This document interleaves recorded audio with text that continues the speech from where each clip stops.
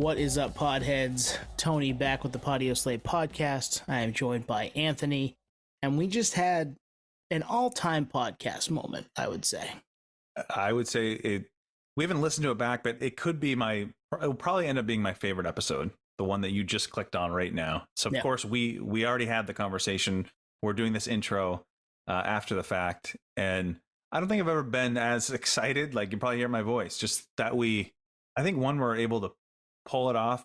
Two, that we came up with it. Three, that it was able to happen. Mm-hmm. But I think the stars aligned with this one. Totally. And we're obviously talking about Vinnie Caruana of the Movielife coming back to talk with producer of 40-Hour Train Back to Penn, Brian McTernan, who we've had both of them on the podcast in the past.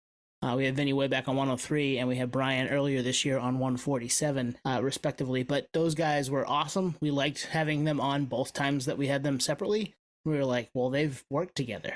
Twan came up with the idea. They worked together on 40-Hour Train Back to Penn and other things, too.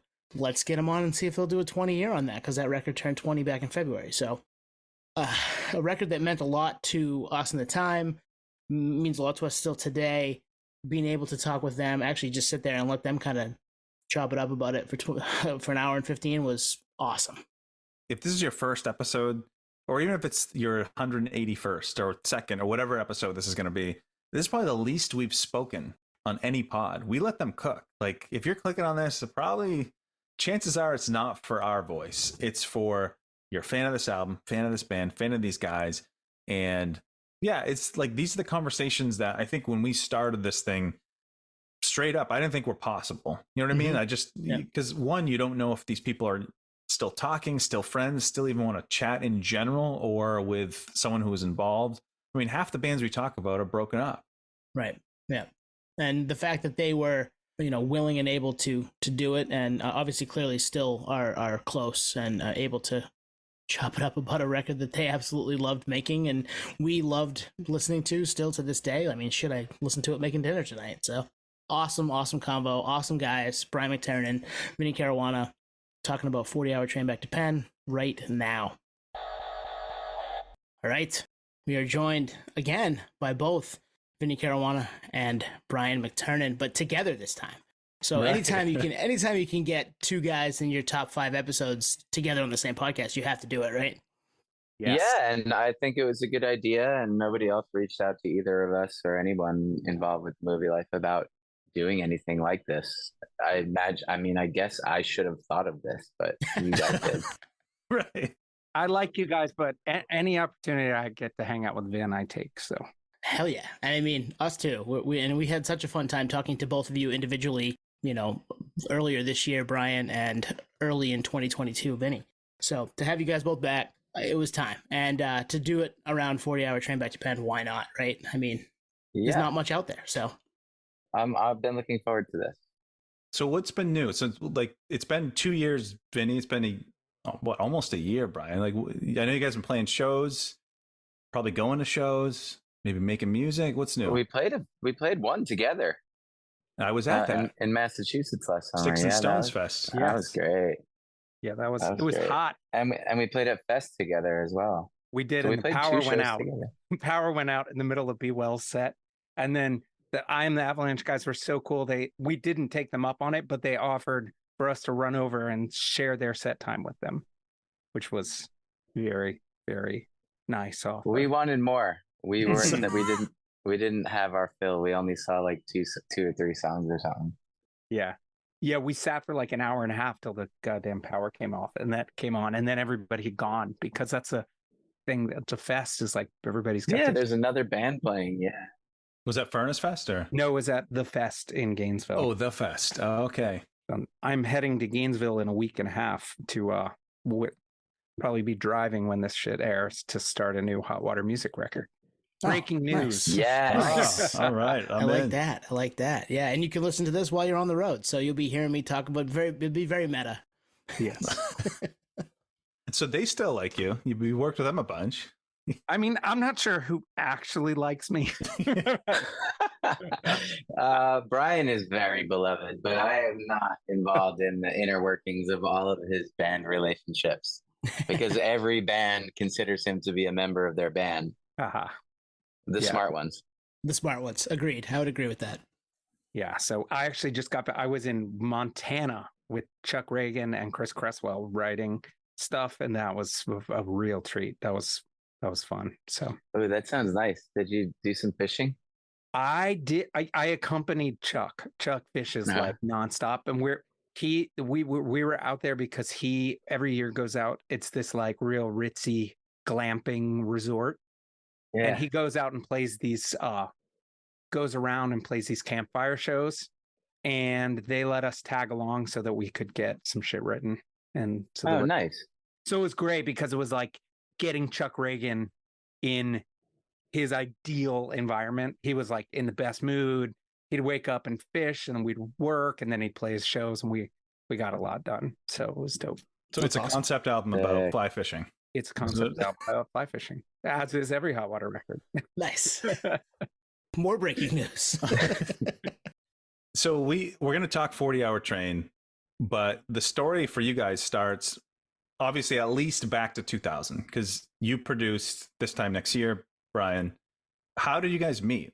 Because obviously it started before then, your relationship. I can't remember who called me originally. The first time that Movielife came down to record with me was I think it was 99. I remember who it was that got in touch with you. But we're 7-inch, right? It was for a 7-inch. We did a split 7-inch with X number 5 from New Jersey. Right. Yeah. And One Day Savior Records put it out, and that's Chris, who sang for a very beloved Long Island like metalcore band called Sky Came Falling. Right. Which is some of the guitar player Cameron went on to be in The Sleeping. Ah, I didn't actually know that. We just saw them this week. At the time, that's a band I worked with that probably doesn't actually like me. Who, The Sleeping? No, they did. It was. I'm just joking. I don't remember you working with them actually. Yeah. It was it was fine. It was like they just yelled a lot. They're a very loud bunch. But my recollection was you guys came down. I was living in a house, and like I was like in a transitional phase. I had moved back from Boston, and I lived in a house with my wife and this guy John Hennessy, and it was not like I had professional gear, but it was like the control room was a dining room, and the drums went in the basement on another floor, and it was like it sounded great. I mean, we did. I think I sang in the basement too. You did, yeah. We did this time next year there too. I mean, I was only there at that house for 8 months, but I did you guys the 7-inch and the record. I did oh my god, Cave In there. I did Count Me Out 110. Count Me Out 110. I did The Explosion, Flash Flash Flash. So many legendary records. Frodis, We Washed Our Weapons in the Sea. The Strider? Is it the Strider record too? Strider. Oh god, I don't want to talk about the Strider. Okay, don't. That's it. I don't care if they like me. Pieball, This Revolution Will Not Be Televised. We did there. It was just like a whirlwind of like record after record after record, and it was great. Did you guys stay, Finn? Like, I knew you did when we did the full length, but did you stay when you did the split? Well, when we did the 7-inch? Yeah, we like must have slept somewhere. Yeah. I don't think we would have done 2 songs in a day. No, I don't think so. I was going to say, if the control room was in the dining room, where were you going to stay? There was like an attic where the bands crashed. It was cool. Oh, maybe we stayed up there. A good spot. I remember that part. I remember the big Cure poster on the wall. Yeah, I still have that. But Vin, you know what's crazy? Peter from Be Well lives directly behind that house. Oh, yeah. And cool. When we were doing Be Well portraits, we went by and took some pictures in front of the house, and the new owners came out and were like, "What the fuck are you doing?" Yeah, like a very memorable and eventful eight months happened in this house there. Yeah, it was crazy. It was crazy. The other thing, the thing that's weird for me with the Movielife was, it was like we clicked so fast, and like that doesn't always happen. Like I feel like you guys came down and all of a sudden we were just talking every day. You were like, yeah. Like I almost can't everything runs together, because I feel like there was like a 2 or 3 year period where you guys were just, whether you were recording or touring or whatever, we're just always at the studio. Yeah, I mean, this time next year, between like 1999 and then we recorded, and then we did yeah, so 99 was the 7-inch and the record, and then The record was 2000, right? yeah, but like, we like recorded, in Yeah. 99, and then 2001 was Gambling Problem, and then 2002 was another, month with you Right. for 40 hours. But like you guys were always on tour and staying with me. I feel like you were just Yeah. there all the time. Yeah, we were getting around for sure. We were never home. I'll never forget when I was recording Thrice Illusion of Safety and you guys came through on tour and we met for lunch or something. Yeah. And I just remember Eddie from Thrice meeting Phil and going, "Oh my God, he's got like a real New York accent." He's a Cali boy, right? He didn't They'd know. never been to the East Coast. They had probably never they'd only seen it in the movies, right? So you guys spent a ton of time together in this time frame, and obviously leading up to making 40-hour train. Was there something about those early days that was like we absolutely have to do 40-hour with Brian? Oh, it was never a question. It was never ever a question from the second that we met that we would just do everything with him. Yeah, we just clicked and became friends, and we went into the studio with a real respect for Brian. I mean, we were hardcore kids. We knew who Battery was and Ashes, and we also knew of the stuff he had already worked on, and it was like a really big look actually for a split 7-inch on like a very small label on Long Island to get Brian and for that to start the story. Yeah. I mean, it's funny. It's like that was just like a really great, that's probably, that era was probably my favorite time in my musical life. Like, Yeah. it wasn't only, it was like the bands all loved each other too. It was like Movielife and Thrice and Hot Water and Strike Anywhere, Hot Rod Circuit. Like everybody like loved each other. Everybody was so stoked on what everybody else was doing. None of it sounded the same. There was none of this like backbiting competitive bullshit. People were just like inspired by one another. And it was also cool because we're all the same age. And the Beltsville studio where we did 40-hour train, like my wife was living there. So like my wife loves these guys too. Like it was like family, it was not like business. It wasn't business at all. Yeah.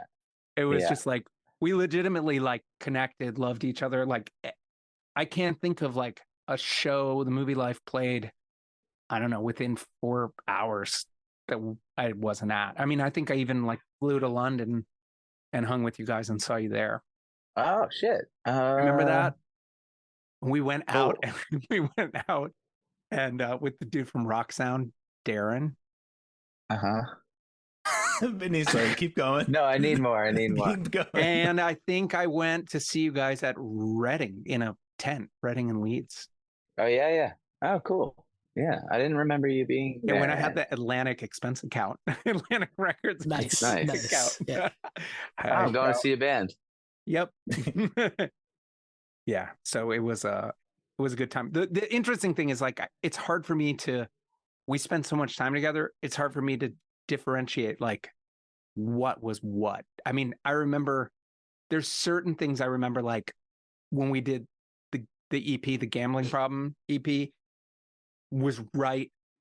We went to master it right after 9/11 in New York. And there was like nothing was open.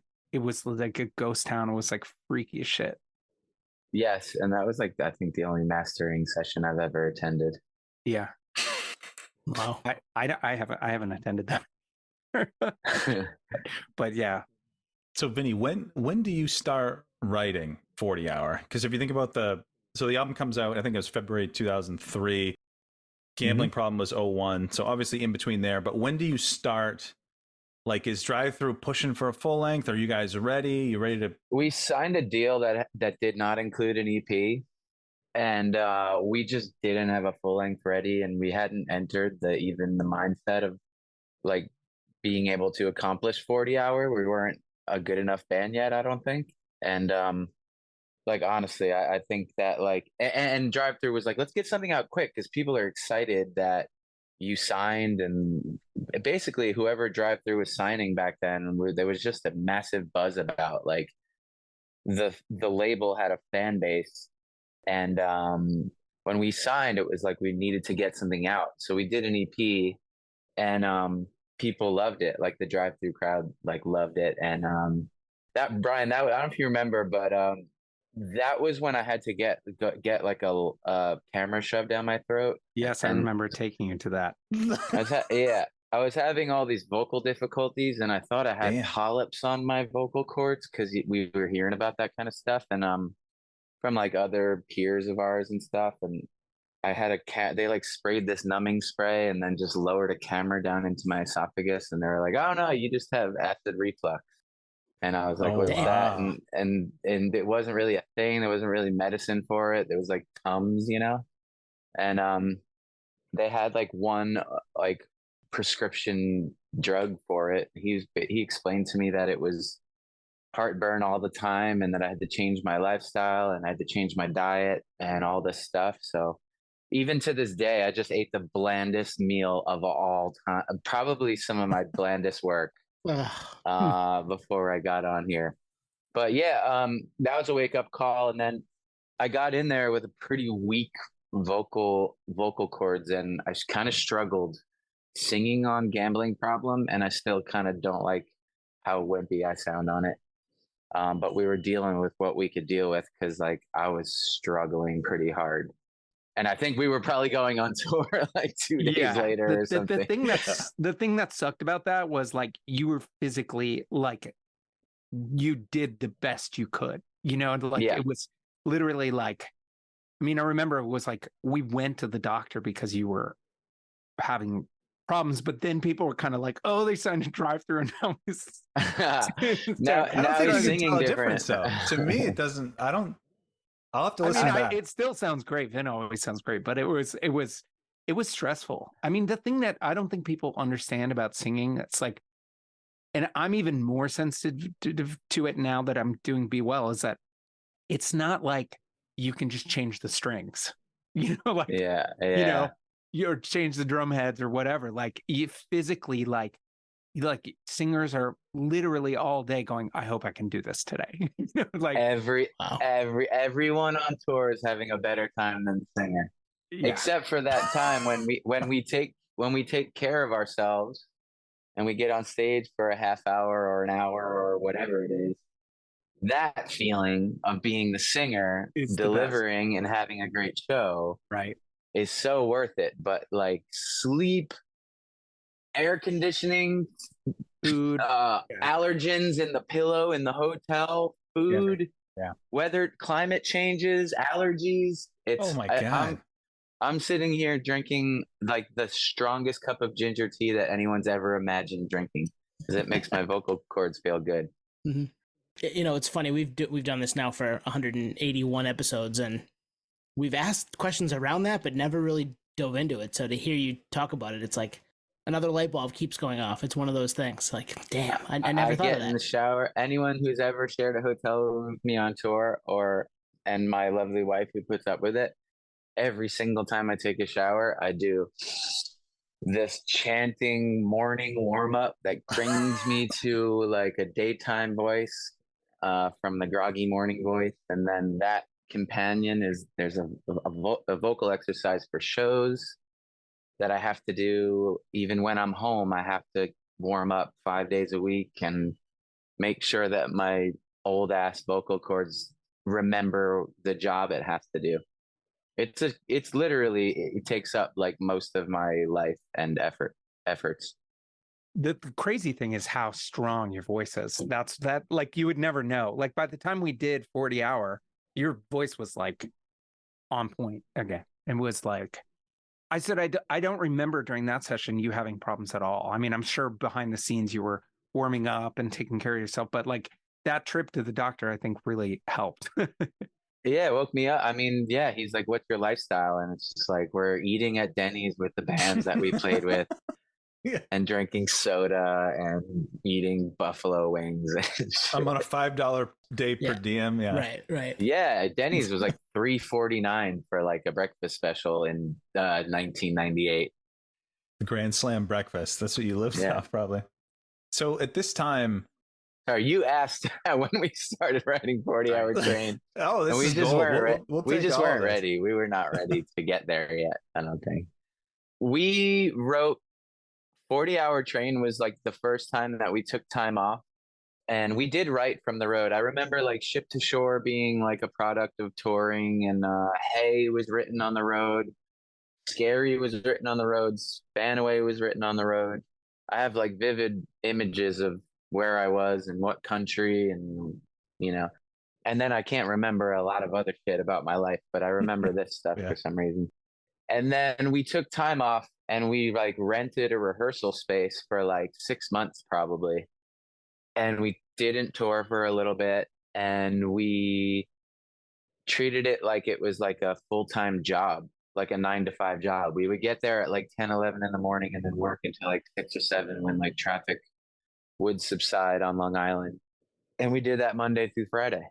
Because I guess at that time we were probably, I mean, I know I was working. We were probably all working, but we probably had some money at the time as far as like in the record budget to like maybe get some like a weekly allowance so that we can write and not have to really like be distracted from everything. I think I remember that correctly. We like put money aside or something so that we could just write full time. I mean, I remember when you guys came down to start working on the record being super impressed with like the musicality and there was like a maturity. Not that the other stuff was immature, but there was like tonalities that I hadn't heard you guys do before. Like there was like guitar work and the melodies, like you had all grown. As a fan, I know what you're talking about. Just comparing that album to previous albums for sure. Yeah. Totally. It was we had been working up to that. And I think we were starting to listen to different stuff. And honestly, I mean, definitely have to mention that Alex was like on This Time Next Year, Alex, who was in the band up until basically the release of Gambling Problems sometime around there. He was the riff man in the beginning. And when Alex left, Brandon had grown into being ready to like steer the ship. And Brandon was responsible for a lot of that tonality and stuff. I mean, the tones you were getting for us were different. It felt different than the other records. And Brandon's like chord phrasings and all the stuff that he was coming up with were really unique. Like I know I had to go and listen to that record because we just performed 3 shows playing the record from front to back. And I needed to remind myself of how certain songs went. And we were like, I remember Brandon, we were all listening to a ton of Jets to Brazil, and Brandon was starting to form these like kind of somber chords that were still powerful, and we were still rocking pretty hard. But like there was this Jets to Brazil, like Blake guitar playing influence that would be on Dear You and the first Jets record where he was being heavily influenced by that. Yeah. I also thought there was a lot of like kind of Northwest kind of sub poppy, like Seaweed kind of totally vibe going on. Seaweed was always like on the tip of our tongues, and that I was always trying to bring stuff in a Seaweed direction whenever I could. And Brandon's guitar playing was really good, and Phil had grown a lot as a bass player. Like he was like so solid and just such a great guy to be around. Like it was just a really, really cool, good vibe. Yeah, really good vibe. And like I said, I think we were there for a month, and we showed up very prepared. Yeah. I mean, probably not done, but I think there's 11 songs on the record. I would say that like 8 or 9 of them were pretty much there. Yep. But there was some missing pieces of the puzzle that we probably wouldn't be discussing this record with you guys right now if 2 songs were like kind of like worked on heavily, because we did pre-production and certain songs needed more work than others, and other songs were like, should we just scrap this one of those songs being Jamestown. Brian helped us. We stripped that whole song down and rebuilt it from the ground up, And then I went outside and sat at the picnic table and wrote the lyrics like very quickly. And then it was obviously like gonna be the biggest Movie Life song ever. It was awesome. And also Ship to Shore, I did not have lyrics written because I also remember writing those lyrics at that same picnic table. A lot of lyrics were written at that picnic table. Yeah. Yeah. I think my recollection, like I walked into the room and you guys were like, I think we're going to scrap this. And I was like, well, let me hear it. And then it was like that chorus riff, Dan, did it, that like main riff was not the chorus, right? Yeah, it was yeah, like yeah. something else. Oh, and I was wow. like, why don't we, like, that is it there? That's the part. Like, Yeah. Oh my God. Yes. it was one of those things that where it was just like all of a sudden it just came together really fast. Yeah. I remember Vin went outside and like came back in, was like, I got it. And it was just like, boom. It was cool. Yeah. So sick. And I do remember also when I went into the vocal booth for the first time in that session, I don't know what song we started with, but all of Chuck Reagan's like lyric sheets, like ripped out pages of books for what became Caution. Yeah. We're like all sitting there. Oh wow! Yeah. Do you take them? And then Vinny? and You then steal? Brian, like we heard that record very early because we were all like, we want to hear this new Hot Water record. Yeah. I think I did. I think I would have taken them, yeah, but I don't have them. Yeah. Well, the funny, but not to get off subject, but there's a funny thing about those lyric sheets is that before we did Caution, we had kind of like, they had told me some stuff that they wanted from me. That Hot Water Music, my evolution with them was like started way rough and became really great. But I had said to them, the lyrics are so important. You really need to have them done. And that's like, then the day they showed up, I walked into the basement of the Beltsville studio where we did 40-Hour Train, and Chuck and Chris had taped like they got there in the middle of the night and they had taped all the lyrics to the sliding glass door that went into the basement. So the first thing I saw when I got there was like Awesome. Caution. I wish I had those. Within, you could have taken them and sold them on eBay now. Right, dude. It's funny. It was a band that I could tell.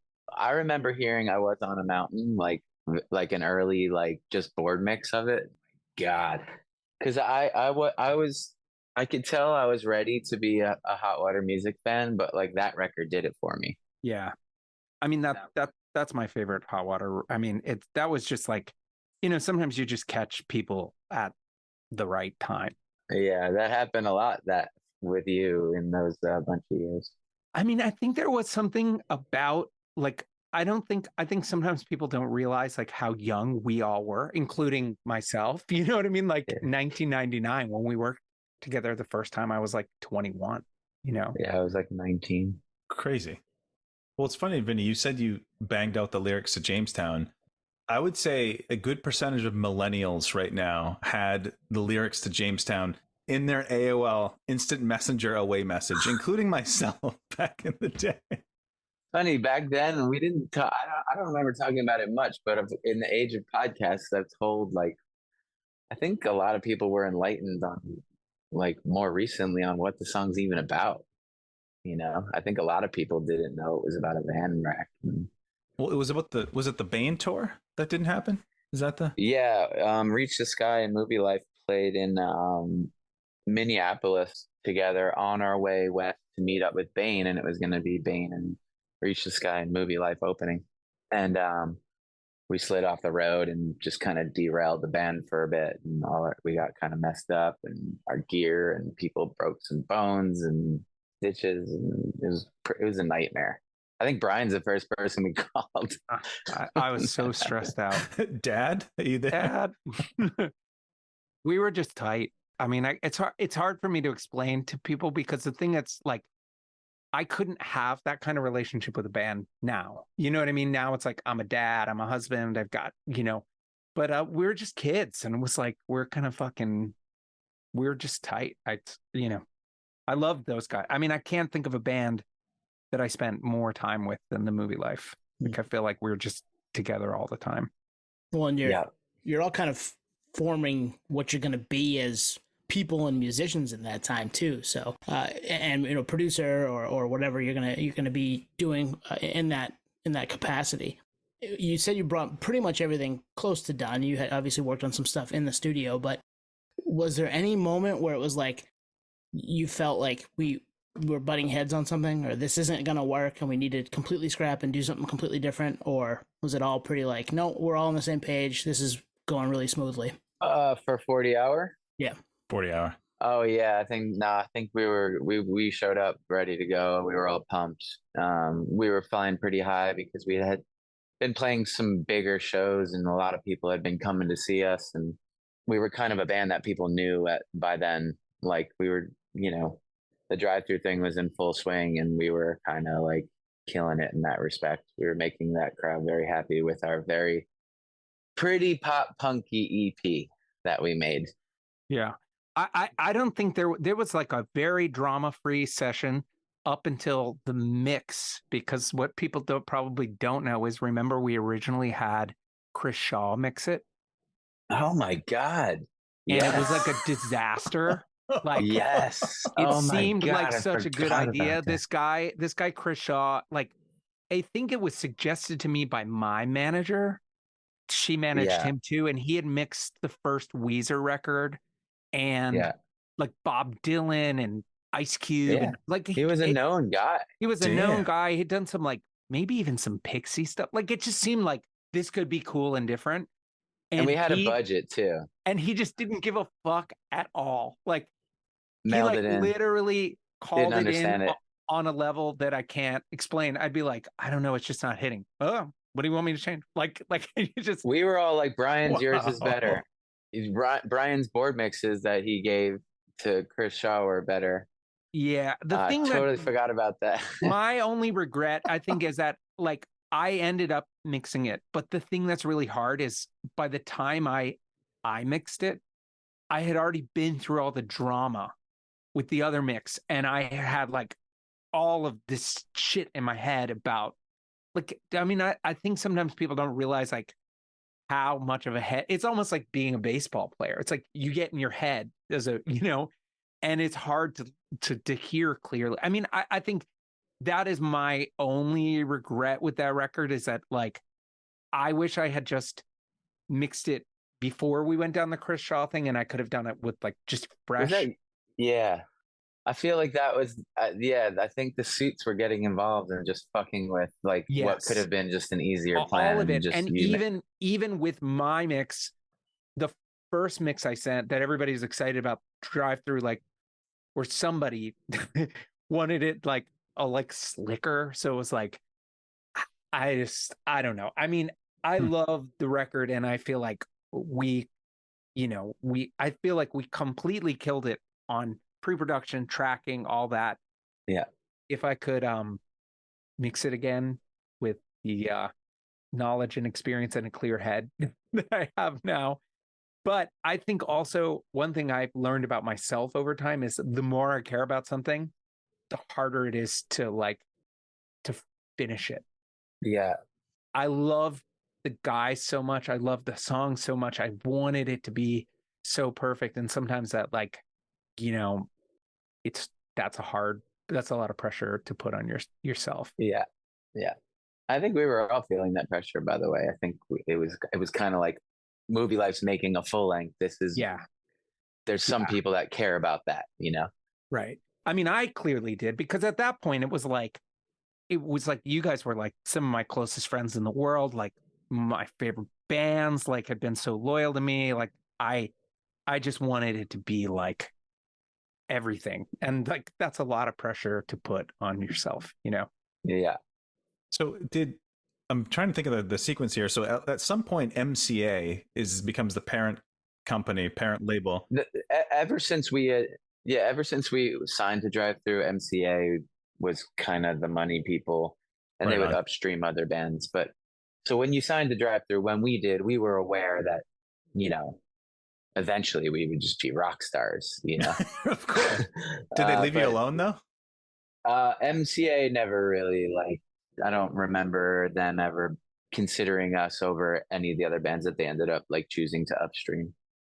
And Vin, how long, like, I can't remember the timing of everything, but like, how long did you guys stay together fully active after this came out? We put it out in February of 2003. We went on tour with The Used and Finch, who were co-headlining like 2,000 and 3,000 cap rooms. We were second, and My Chemical Romance was first. Right. Wow. And Hell of a bill. then, What a time. and then we went to the UK, and then we did a co-headliner with Further Seems Forever, and Amber Lynn opened that, and Autopilot Off. And then we went and played Reading and Leeds, and then we were meant to return to the UK, where things were going really well and the label was killing it, and there was all types of very high profile interviews and magazine looks and all that stuff. Song getting played on the radio. We were going to support funeral for a friend who had just exploded over there, and it was going to be a really it was going to be really big for us to kind of like take our band to the next level in the UK, where we had been putting in a lot of hours. The UK tour that we did earlier after the My Chem Finch Used tour was headliner with Piebald supporting. Did you play? Did I see you guys at Brixton Academy with that band where you got canceled? With He Who Cannot Be Named? Yes. I wouldn't even say canceled. I would just say indicted and arrested and charged. But yeah, we played Brixton Academy. We did a UK tour with the Lost Prophets. Yeah. That's a whole other podcast we can talk about. Yeah, we'll stay away from that. Yeah. I went over there and saw you guys with them. And I saw you at Reading. And it was, Vin's right. Like it was really happening in the UK. It was like Reading was like crazy. You played that 10, everybody was losing their minds. Yeah, it was amazing. And then we had the bright idea, because we had already achieved such rock stardom that like 200-300 people would come to see us play, that we were like, let's give back to the people and do a $5 tour. So we went on this. The problem with a $5 tour, when like the Ticketmaster surcharges cost more than that, and we didn't want that look, we were just like, just come to the show. Like, don't worry about tickets or whatever.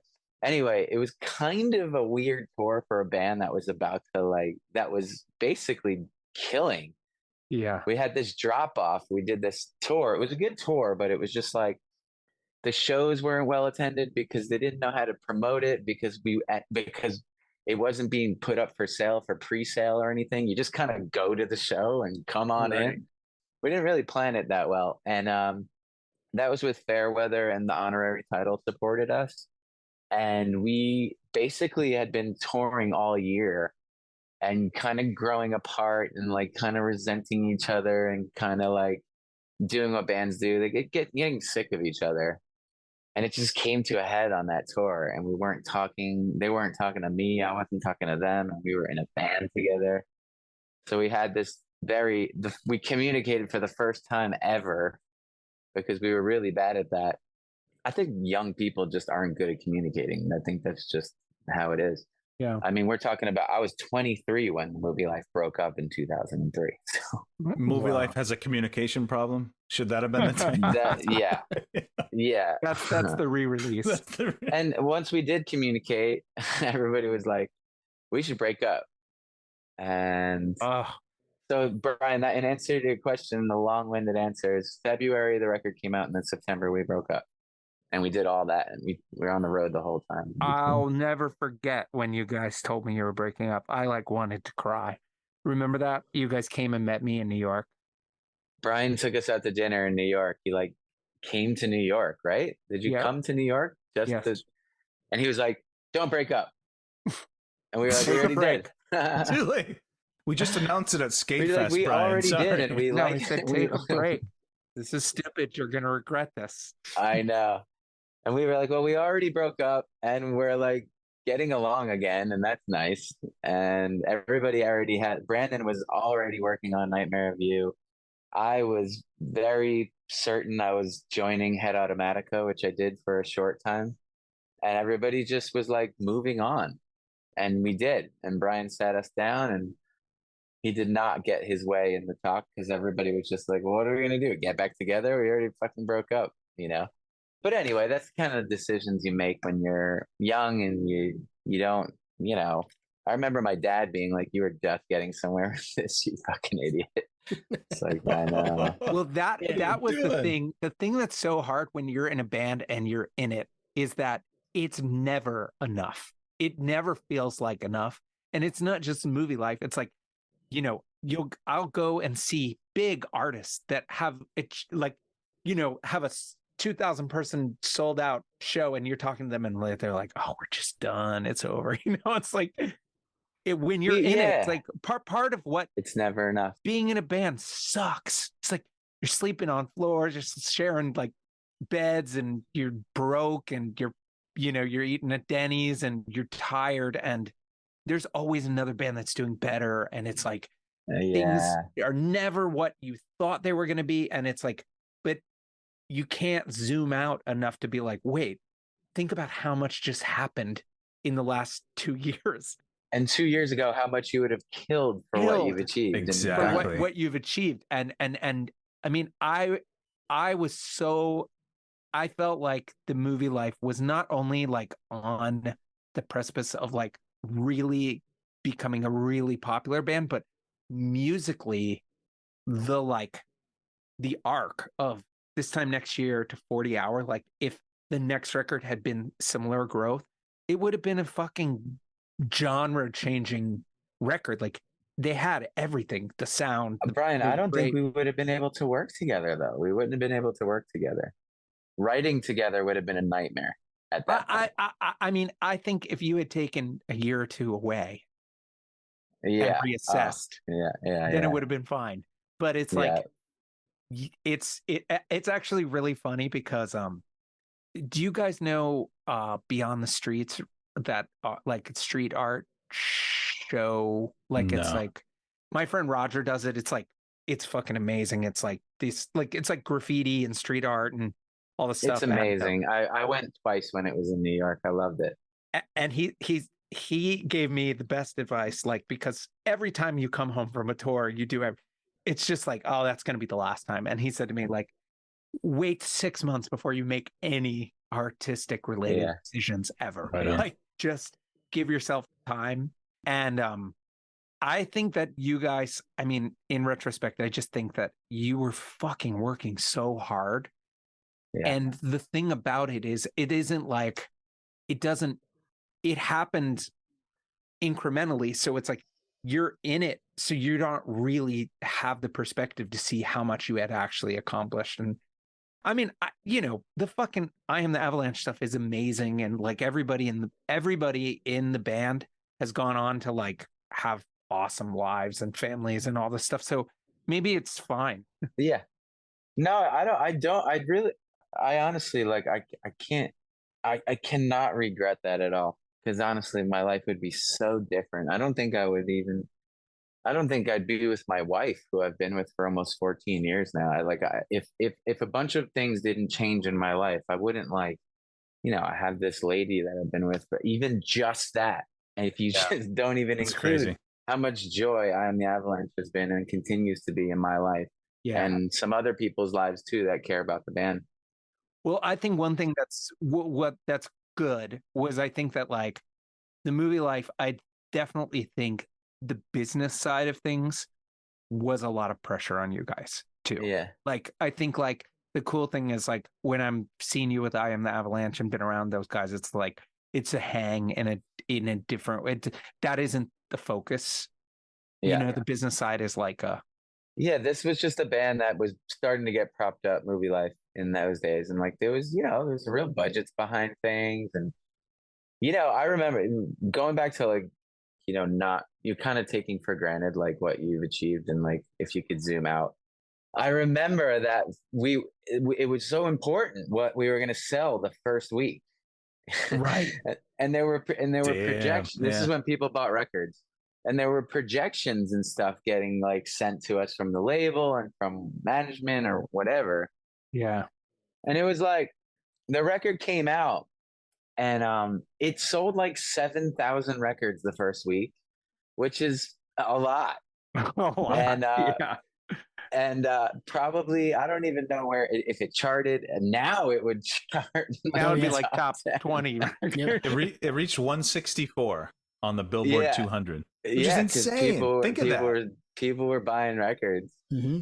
But I remember like that was kind of like I remember that day us not celebrating that and us being like, oh well, we thought it was gonna be more like 9,000 or something, and just being like thinking about that now, being 20 years zoomed out, it's like what the fuck we had 7,000 people went out to a fucking Best Buy or store and paid dude $15. You know, it's not just like streams. I mean, you had to like go do it.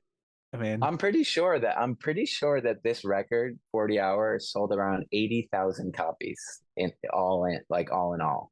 Yeah, which is fucking like amazing. And it's sitting like a friend of mine whose wife had like a sound scan thing looked at it like in the last 5 years or something, and it's just right at that number because nobody buys it, you know. Record, right? That's crazy, Brian. That's a massive achievement. That's amazing. It's great.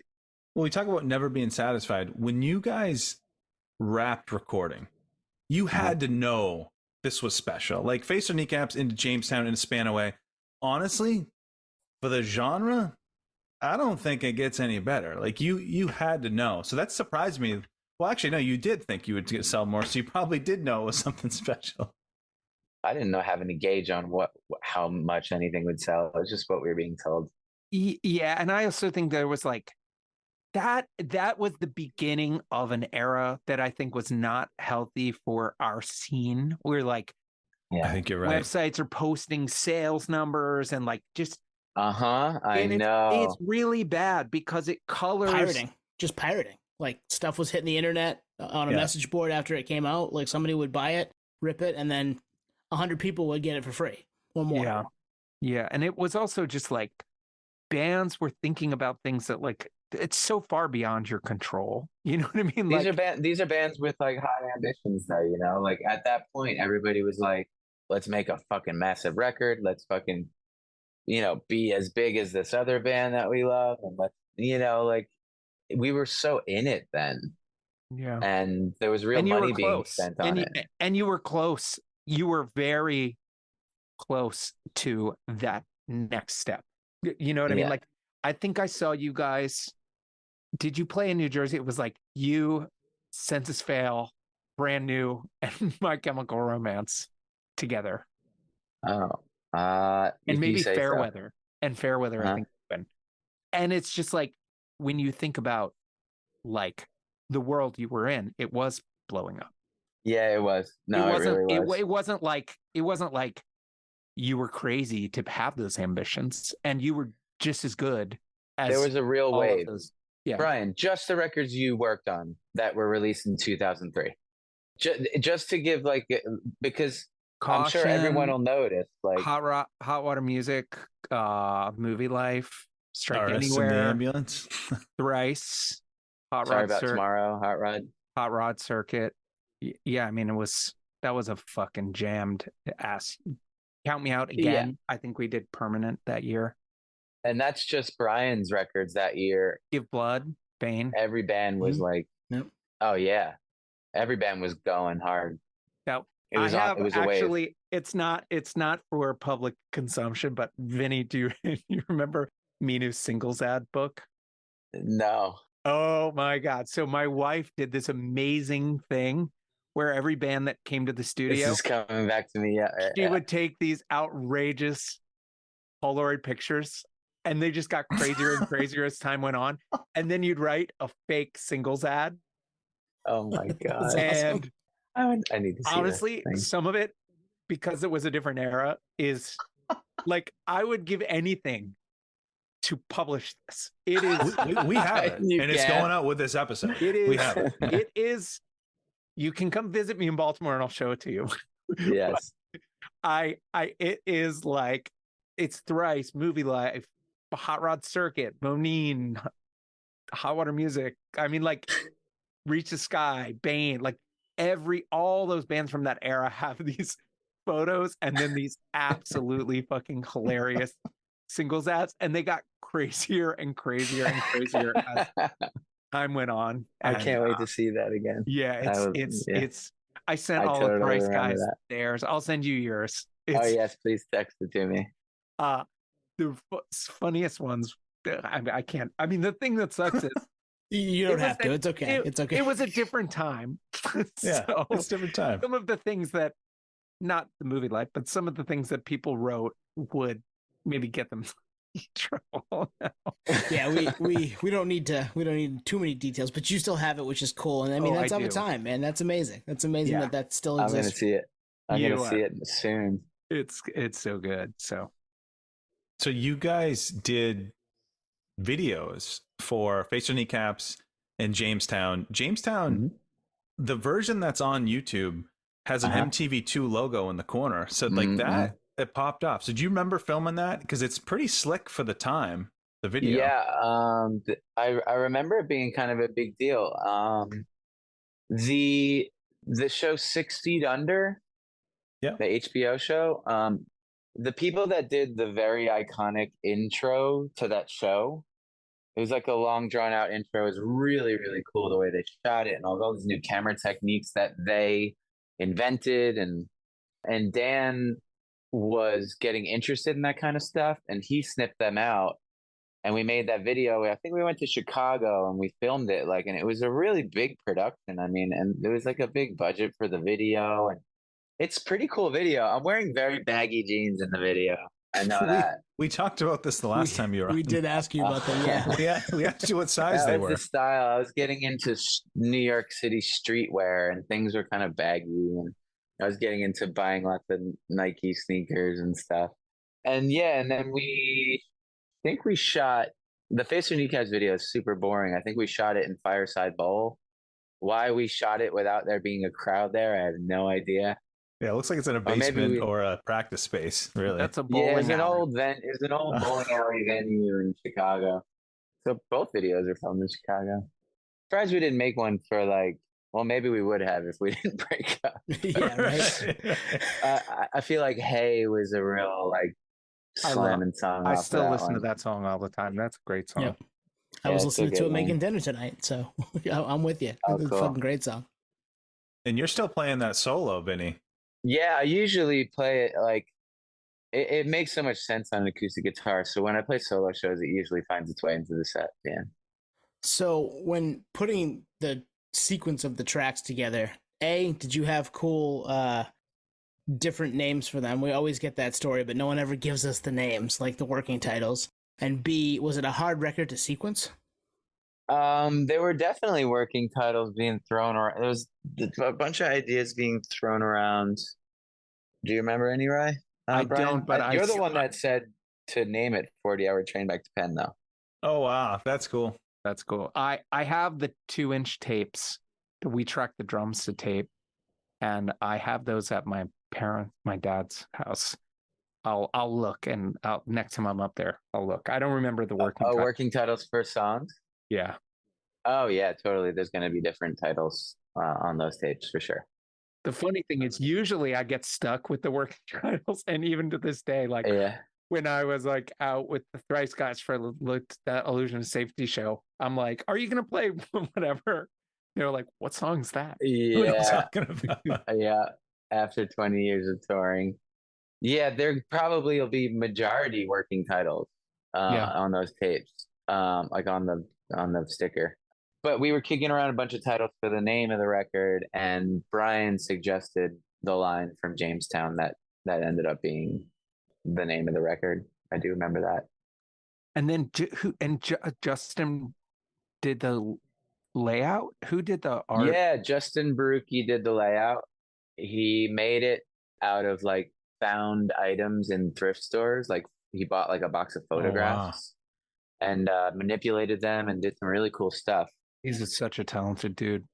Yeah, he's sick. He's we still DM each other from time to time because he ends up in my neighborhood sometimes. Did he come down? Did he? I can't remember. Did he come to the studio? Yeah, maybe. Because I think that I knew I had met him through you guys, and then when I was doing that Census Fail record in Bearsville, he came up. Okay. But I had met him already through you. I started we were doing all these photo shoots for British rock magazines, and I would just suggest Justin for all of those. So I remember bringing him and I carrying a couch out of my parents' house and putting it on the front lawn, and then me having the family dog in a picture with me. He might have shot. There's a very like, I guess a lot of people like in our world didn't really have tattoos, and I had like gotten like a sleeve. I was starting to get tattooed a bunch, but not even remotely a lot compared to someone who's covered in tattoos.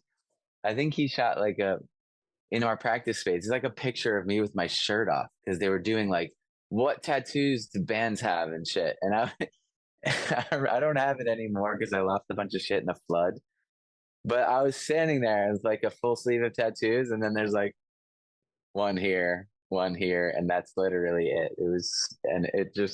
I remember being mortified when I got sent the thing. I was like, oh God, it's me with my fucking shirt off with zero tattoos. I never saw that. I never saw that. That was for Rock Sounds. They Rock Sound loved you guys. Yeah. Yeah. Rock Sound and Kerrang were very supportive, and Big Cheese. The logo changed too, because I read that Tommy Corrigan did the first one with the star. Yep. The first logo, but it changed for this. Was that? Yeah, we were kind of. I love that first one. Yeah, and we would always like, we kept it around, like we would put it on shirts and stuff, and like, but I don't know, it just needed. It didn't. The stars. We wanted to get away from stars. Like we had enough stars. Right, yeah. Stars were really all the rage back then. This time next year is a much more like fun out. Like the 40-hour train's like darker. It's like for sure. It made sense. Yeah, we needed a darker font. Yeah. My fun fact about this time next year, my dog Pedro is the dog on the cover of that. Mm-hmm. And he was prominent on all the record. I mean, he was always there in the helmet. Yeah, he's also on the back cover of 40 Hour. Oh, right. Sitting at the back in Beltsville, right? Yeah. So that's where the lyrics all got written. If you look at the back of 40 Hour Train vinyl. Oh, that's right. I think it's just a vinyl. No. There's Pedro under there. There's Pedro. But, that must have, did Justin take that? He must have come down. Probably. Yeah. Probably. Wow. Yeah. That's the same dog. Yeah. I never noticed. Yeah. That's man, that dog was a big part of that era. It was like, yes, it was nice. It was like he had a vibe, and he, everybody could be tense or whatever. He walked in the room and it was just like, oh, come here, buddy. Like, yeah. Pedro was a massive part of that. I feel like if Pedro did not get mentioned, it would be a disservice. Yeah, he was a good one. All right. So the album came out February 2003, which is insane. We were seniors in high school, Tone. It's insane. We were probably one of those 7,000. Actually, I was one of those 7,000, Vinny. So you can thank me for the sound scan. And he didn't share it with me, which is bullshit. So 20 years go by. A lot of the narrative online, just YouTube comments, reviews, is that it was way ahead of its time. Like if you put this on Run for Cover 10 years later, Pure Noise 10 years later, I think a lot of people maybe slept on it. I don't know. And obviously you guys wrapped it up after. We broke up, so people kind of went on with their lives, So looking back, how do you look back at it? I love it more than ever. I'll put that out there. I love this record. I put this on. It's like one of 30 records that never left my stereo in the last 20 years. Do you want me to go first, Brian? Yeah. I realize how special of a record it is. I'm glad we're doing this podcast after I just got to perform these songs in the order that we chose back then. And I saw how special. I was kind of worried. I don't know, when you do even like bands that have, if all of us agreed on a certain records that are total 10 out of 10, like no skippable songs. I think even those bands, when they go to perform those records, there's probably one or two songs that some of them are like, For sure. And I was a little apprehensive, especially playing Face Your Kneecaps Jamestown Spanaway in the first block at a show. That's kind of a high bar to set, energy wise, and just those are three fan favorite songs. And I was very happy, like the first night we played in Boston, and was very happy once we got out of that. It was like this kind of just like really nice flow, and I was looking forward to every song. And like I said, I had to go back and listen to some of these songs to remember some of the words and what I was doing and some of the structures and stuff. And going back and listening to it, as much as I don't go back, like to go back and listen to myself, especially 20 years ago, I didn't have a bad time listening to it. You know, I spun Right it from, I listened to the whole, I woke up on a beach in Rhode Island, in a beach house, not in the sand. And I listened to the whole thing and just kind of like made a cup of ginger tea and just looked at the ocean and just sang along in my head the whole record and rewound. Spent probably 2 hours doing that, just rewinding when I would fuck up and just pound it in, and then I was ready on the day of the show. Like I went from Rhode Island on the beach to Boston, and so yeah, looking back, I'm proud of it. It's a great record.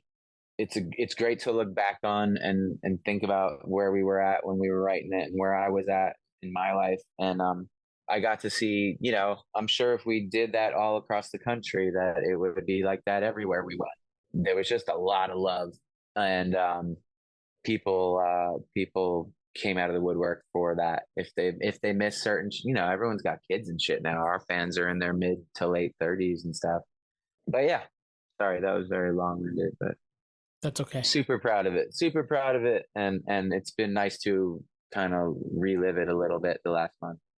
So for me, the movie life is, I mean, I've had a long career, and there's very few bands that have been as meaningful for me, like not just professionally, but like on a personal level as the movie life. And I mean, you know, I think that it was a really special time. And the one of the things that's really cool is we grew together. Like the first time they came in, I'm in my dining room, you know what I mean? And you Right. know, whatever. And the arc of our careers were in tandem, you know, by the time that, you know, 40 Hour was ready to be made, I had grown. It's in the same way that it made sense to continue to work together, because like we were on the kind of same trajectory and on professionally, but like also we were friends. Like it wasn't just like, oh, we're in the studio and we all get along. Like I still think of these guys as like really important people in my life. And like, you know, Vin and I have stayed in touch. Phil, who's the bass player on all these recordings, he's like one of my closest friends in the world. Like our daughters are friends, our wives are friends. Like this isn't just like, this was never business. Like I fucking love these guys. Like there's, you know, when Vin says like, I got on a fucking train and went to have dinner with them to talk about them breaking up, that's not something I do a lot of. You know what I mean? Like I legitimately loved them, and I legitimately would have done anything for them. And I look at this and I mean, what are the things you can ask yourself? Like, what things can you control? I can control how much I care and how hard I work. And I can tell you that, like, with them, it's everything I gave on professionally, as a producer, as a friend. And I'm proud of that. And I mean, it means a lot to me that, like, we're all still friends. It means a lot to me that people want to take time to listen to this and you want to talk to us. It broke my heart that I wasn't able to see these shows this weekend, but I think this record is a really important record. I think it was probably a little ahead of its time. And I mean, if you just see like how much amazing music Ben has gone on to make, it just every time I hear something new that he's done, I just get so fucking stoked and so proud of him, because I know how much like work he puts into it and how like real he is with how he writes. And so I don't know. I mean, I guess looking back, I think, you know, I heard my only regret is the mix, and I think that I did the best I could. But for the most part, like, I am so fucking thankful to have met these guys. Like the imprint they left on my life is like, it's hard to even describe. I mean, I can think of just some of like my favorite experiences as a human being were spent with this group of people. And awesome. I just love them. And I also fucking love that they were just part of this wave of like, not only did I love them, but like all of these bands loved one another and respected one another. And I kind of think about like that Beltsville Salad Day studio, the spider web that grew from there. Mm-hmm. Not just records I made, but what all those people went on to do. I'm proud of, you know, I feel like one of the things that I'm most proud of in my career is setting an environment where people can grow. And like, I feel like the love I have for the Movie Life, like by the time, like all the other bands that would come in couldn't wait to meet them because of how much I talked about them, you know? And and it was vice versa. Like I know the Movie Life was stoked to meet the Thrice guys and Hot Water. And like, I feel like I'm proud of the environment that enabled some of these amazing people to like become the artists they are now. So yeah, and you should be proud, and none of this would have gone, none of the Movie Life story would be even remotely the same or the outcome as good if you were not involved. So, and you know, all respect and love is due to everybody that took part in that recording. And yeah, that era of the band, it was magical. We made some good stuff. Yeah, we did. Well, it's no accident. I mean, guys, we could have picked any album in the history of music to talk about tonight, and we chose this one. So there's a reason. Nice. Like we love the record. Vinny, as a frontman, you're as likable as it gets. Who doesn't love the Movie Life? I mean, come on. I don't know, man. 7,000 records. We really were hoping for like 9 or 10,000. Support the scan, baby. Isn't it funny to think about like how ridiculous some of the things you worry about are in the moment in retrospect? And it's funny too. Now the like Spotify is now the thing. It's like, how popular is this band? And you know, when I first went and looked at how many people are listening to the Movie Life, I was like, oh, that's amazing. Nice. That's awesome. Wow. Like, it's not like, you know, we don't have millions of streams and all that shit, but like, I'm very impressed that, you know, thousands of people are listening to the Movie Life still every day, you know, right. I think that's really cool. But I guess bands are doing that now, like us worrying about sound scans because of the fact that we were just trying to do something large. I guess bands are all just like constantly just worried about their plays on Spotify. Cloud and their monthly listeners. And but the funny thing with that though is that is I have friends who have like millions and millions of plays and can't draw. And then you'll have like the Hot Water Music that doesn't really have that kind of Spotify that just fucking crushes it. Yeah. Everywhere they go. So it's you know. Yeah, I'm very lucky that I get to have shows where people come and sing along, and that's the best. And that was to wrap it up. That was the original idea with the Movie Life in the first place. Play a show on Long Island and have some of our friends come out and mock maybe and just be a part of our scene.